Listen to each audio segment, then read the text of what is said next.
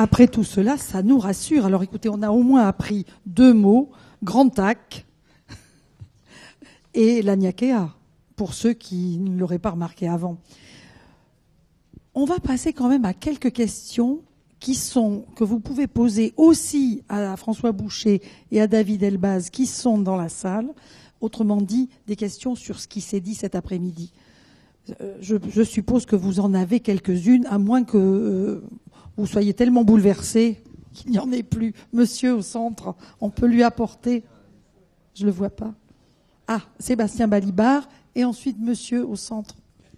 Merci beaucoup. C'est effectivement une question pour le premier débat qu'on a eu à propos de la matière noire, de l'énergie noire et même de la gravitation. Quelles sont, à votre avis, tous les trois, les prochaines expériences ou plutôt les prochaines observations dont les résultats de mesure pourraient nous aider à comprendre ce qu'est l'énergie noire, ce que sont la matière noire, et aussi jusqu'à quelle limite on peut supposer que la gravité, la théorie relativiste de la gravité générale, voilà, je vais y arriver, d'Einstein est encore valide. C'est bien, on est reparti pour 1 heure. David. Non, je vais essayer de faire court. Donc il y a plusieurs tentatives de détection, soit de la matière noire, soit de la nature de l'énergie noire. Donc c'est difficile de toutes les résumer. J'en parle dans mon livre. Mais pour l'énergie noire, il y a un satellite qui s'appelle Euclide, en lien avec la géométrie, justement. L'idée, c'est que lorsque la lumière nous arrive de sources de lumière lointaines, elle doit traverser l'espace. Et si cet espace est déformé selon la relativité d'Einstein, ces déformations peuvent être quantifiées. Et plus il y a de déformations, plus ça veut dire qu'il y a de masse qui est là, puisque c'est la masse qui plie l'espace en quelque sorte. Et la matière noire étant dominante, il y a 6 fois plus de matière noire que de matière visible. Et si elle a les propriétés qu'on pense, c'est-à-dire que c'est de la matière qui n'interagit pas avec les autres, qui ne fait pas de lumière, etc., on s'attend à ce que cette matière évolue au cours de l'histoire, comme le montrait François tout à l'heure à partir du début, d'une certaine manière. Et donc si on fait plusieurs tranches de l'univers, à différentes époques, près de nous, puis plus loin, on voit comment ces déformations ont évolué au cours du temps. Et ça nous permet à la fois ça nous permet de voir comment ça change au cours du temps, c'est-à-dire sous l'effet de l'énergie noire, et ça nous permet et cette déformation est due à la matière noire. Ça ne veut pas dire qu'on répondra aux questions, on va au moins voir si c'est en accord avec ce qu'on attend, auquel cas ça sera un peu difficile parce que ça ne dira pas exactement ce que c'est. Et idéalement, on rêve que ça foire. Et que si ça ne marche pas quelque part, ça ouvre de nouvelles avenues, parce que là, ça va orienter les nouvelles expériences qu'on pourra faire pour aller dans cette nouvelle faille. C'est pas évident de chercher autre chose que ce qu'on attend. Et l'autre chose que je voulais dire, c'est que les expériences de détection de matière noire supposent un certain type de matière noire, avec un certain type d'interaction avec les particules. Imaginez qu'il y a un homme invisible qui est là sur l'estrade, on ne sait pas s'il est là, on prendrait chacun des balles de tennis, on tirerait dessus, puis tout d'un coup on entendrait « aïe !» et on verrait la balle qui rebondit, il est là. On fait exactement la même chose, c'est-à-dire qu'au lieu d'envoyer des balles de tennis, il y a la Terre qui tourne à 220 km par seconde autour du Soleil, et elle tourne dans un bain de matière noire. Et donc, ce bain de matière noire, elle doit se cogner à un moment donné, même si c'est peu probable, un tout petit peu avec les particules, et donc on essaie de mesurer ces collisions.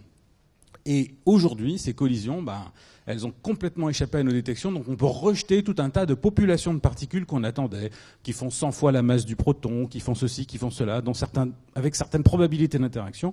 Donc pour l'instant, il y a eu beaucoup de succès dans les échecs. C'est-à-dire qu'on a pu rejeter tout un tas de paramètres qui, pour nous, sont des avancées, même si on ne peut pas encore nommer la chose. Les échecs sont des avancées. Voilà. David, Euclide, c'est pour quand ? Alors, Euclide, c'est pour 2021. Et qui c'est qui le lance ? C'est pas moi. C'est l'Agence spatiale européenne, avec normalement une fusée russe, une fusée Soyouz.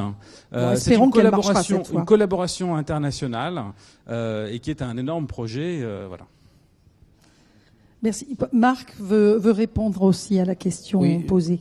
Juste une petite remarque, c'est que aussi bien matière noire qu'énergie noire sont des réponses proposées à des questions, mais on n'est pas du tout sûr que ce soit les bonnes réponses. C'est-à-dire, pour la matière noire, c'est quelque chose qui a été inventé pour rendre compte de ces vitesses importantes dont a parlé David, et c'est quelque chose qui pourrait très bien marcher, sauf qu'on la cherche depuis plus de 50 ans, on ne la trouve pas, et puis il y a des petits détails dans les observations astrophysiques qui commencent à suggérer aux astronomes de douter que ça soit ça la réponse.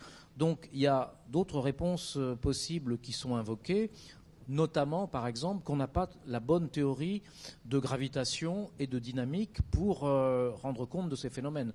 Autrement dit, que ce n'est pas tout à fait la relativité générale qu'il faut appliquer à ces échelles-là, puisqu'on ne l'a jamais testée à ces échelles, ou on peut le dire autrement, on est en train de la tester et justement ça ne marche pas. Donc, pas mal de théoriciens se disent la vraie théorie de la gravitation, ce n'est pas la relativité, c'est une théorie qu'on appellerait gravité modifiée. Et dans notre environnement proche, dans le système solaire et à côté de nous, ça fait les mêmes prédictions que la relativité, un peu de la même manière que dans un environnement très proche, la physique newtonienne fait les mêmes prédictions que la relativité, mais il pourrait y avoir une gravité modifiée et elle pourrait, avec cette nouvelle dynamique et ces nouvelles lois de la gravitation, expliquer parfaitement les mouvements des étoiles dans les galaxies, des galaxies dans les amas, sans qu'on ait besoin de faire intervenir la matière noire. Et par ailleurs, on a d'autres raisons, disons, conceptuelles, je dirais quasiment, de penser qu'effectivement la théorie de la relativité générale n'est pas la théorie ultime de la gravitation, notamment parce qu'elle n'inclut pas les effets quantiques. Bon, c'est très bien, les théoriciens ont encore beaucoup de travail devant eux. François Boucher va nous le confirmer. Bon, alors d'abord la question était très vaste. Alors on va se contenter déjà de répondre à la partie matière sombre. Donc oui, il y a une piste, c'est les modifications de la gravité, etc.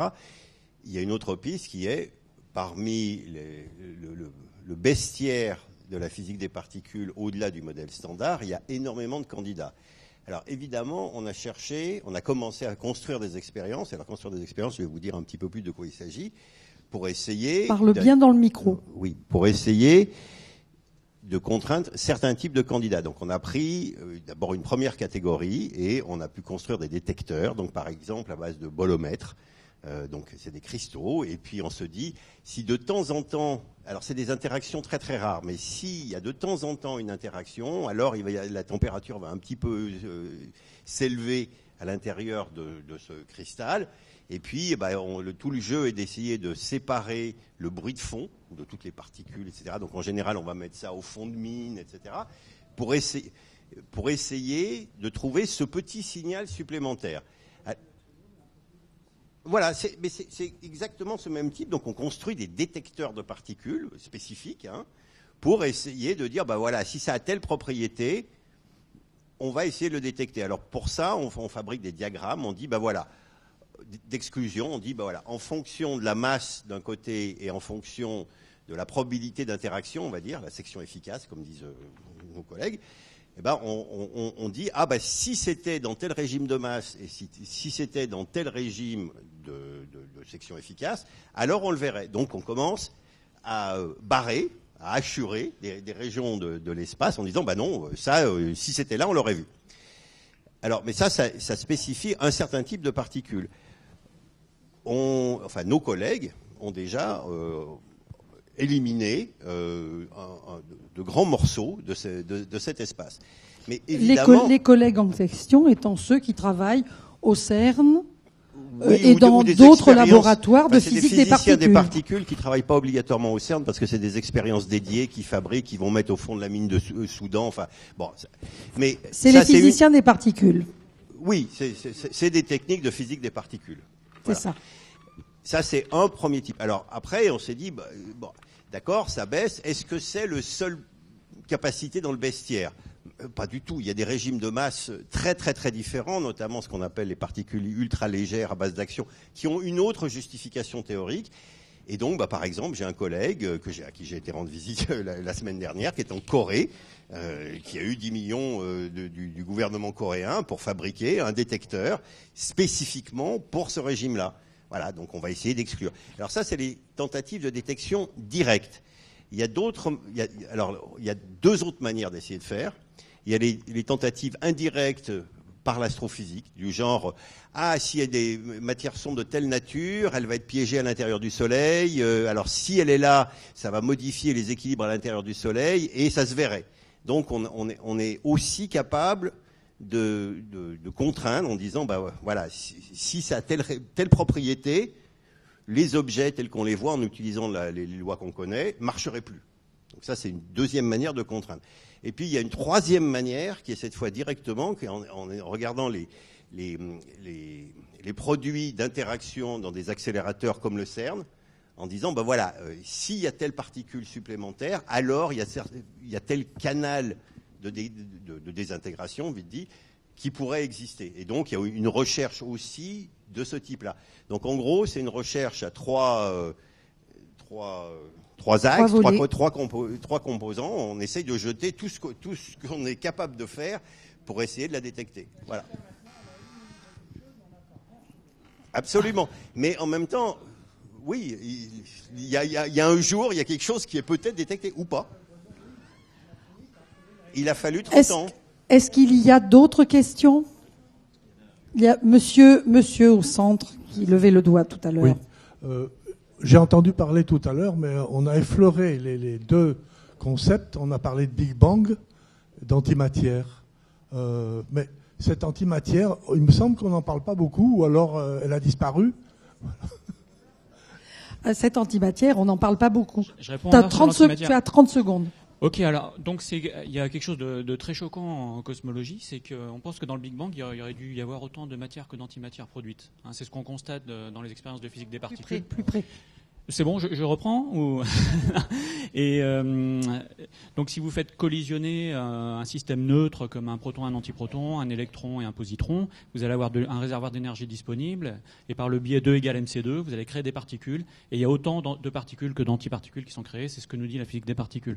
Et donc on aurait bien aimé voir ça aussi pour le cosmos. Dans le Big Bang, il y aurait dû y avoir autant de matière que d'antimatière produite. Et on ne voit pas, dans l'univers observable, on ne voit pas trace de cette antimatière. Alors peut-être que les choses se sont séparées en domaines. Il y a peut-être des domaines d'antimatière et des domaines de matière dans l'univers et qui ont des tailles plus grandes que la taille de l'univers observable. Et là, ça échappe à notre observation. Ça ne pourrait pas faire partie de ces matières sombres et autres énergies? Je ne pense pas qu'il y ait de lien. Non. Ouais, Marc Lachaise-Rie. Ouais. Non, il y a eu des idées proposées parce que si vous voulez expliquer le mouvement des étoiles en rajoutant de la matière à l'intérieur, de la matière sombre, vous avez exactement le même effet si vous rajoutez de l'antimatière à l'extérieur. Mais le problème, c'est que penser qu'il y a de l'antimatière à l'extérieur des galaxies, c'est presque inadmissible parce qu'il y a sans arrêt des interactions d'annihilation entre matière et antimatière qui émettent du rayonnement et on verrait ce rayonnement. Donc l'idée était extrêmement séduisante. Au lieu de dire il y a de la matière à l'intérieur, il y a de l'antimatière à l'extérieur, mais ça ne marche pas. Juste une toute petite précision, cette idée d'antimatière, qui est la personne qui a posé la question. Voilà. Cette idée d'antimatière continue quand même d'animer des expériences parce que même si c'est pas nécessairement la théorie favorite, quand Dirac a invoqué l'antimatière, c'était la masse au carré fois la vitesse de lumière à la puissance 4, et quand on fait la racine carrée de ça peut être plus ou moins ça. Et donc, l'idée d'une masse négative ou d'une forme d'antigravité est une possibilité, même si c'est pas ce qui est le plus en accord avec, par exemple, ce que montrait ce qu'on a vu tout à l'heure. Mais il y a une expérience qui est en train d'être montée en ce moment. Par des astuces géniales, on est capable de faire des anti-atomes, donc avec un antiproton et un anti-électron. Et ensuite, la question qui se pose, c'est si ce micro était fait d'antimatière, et si je le lâchais, est-ce qu'il tomberait ou est-ce qu'il monterait? Et donc, y a-t-il de l'antigravité? Vous savez qu'en mathématiques, pour dire anti, on met une barre. Donc, on appelle ça l'expérience G, comme gravité barre, l'expérience G bar. Et donc, il y a en ce moment d'autres fous que nous, parce qu'il y en a plusieurs, des fous. Et ces fous-là vont faire tomber de l'antimatière pour voir si elle monte ou si elle descend. Bon, en pratique, on ne s'attend pas nécessairement vraiment à ce que ce soit le cas, mais on ne sait jamais. Mais en tout cas, on essaye de voir si la gravité de l'antimatière serait différente. On a un collègue qui s'appelle Gabriel Chardin qui a même proposé une théorie qu'il appelle Dirac-Milne, dans laquelle les vides cosmiques seraient peuplés d'antimatière qui repousseraient la matière, etc. Mais quand on compare ça à nos données observationnelles, ça pose plein de problèmes. Mais en tout cas, il y a des expériences pour aller tester ce genre de choses. Donc l'antimatière, vous allez en entendre parler dans les années qui viennent par ces expériences de chute, non pas de stylos, mais d'atomes, de balistique d'atomes d'antimatière. C'est l'expérience Pharaon, donc G-bar, l'expérience G-bar. Oui. G-bar. Avant qu'on se barre. Bien. Alors là, on va procéder à quelque chose de désagréable, c'est-à-dire je vais vous demander de vous retirer et nous allons demander et ça c'est agréable, à Jacques Arnoux,